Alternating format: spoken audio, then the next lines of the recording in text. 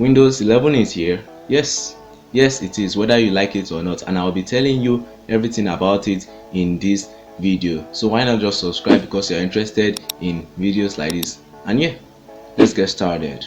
First things first, we get a new visual overhaul in which everything looks like glass and it has this bluish kind of tone, which I love a lot. We also get this new start menu and the icons are now in the center just like Mac OS, but you can always move it to the left if you prefer it that way. Just like we get on Android where we swipe by the left for the Google Discover page, we can also do that on Windows 11 where you get the weather, news and some other vital information.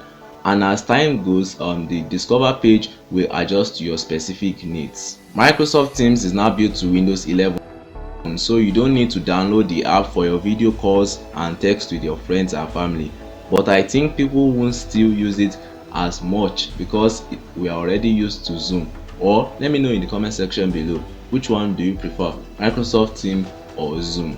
One thing that I really like about Windows 11 is the new window management system where you get different multi-window snap presets, which will be very useful for people who work with a lot of windows at a time. And on the note of Windows, there is this new feature in which Windows memorizes the window layout while using an external display, and when the display is connected you can continue from where you stop in the same window layout and vice versa.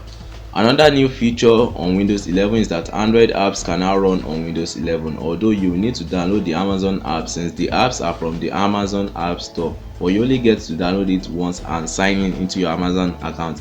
Then you can just download your favorite apps and games from the Microsoft Store as usual. Based on what I've seen so far, Windows 11 is looking good. It will be released during the holidays.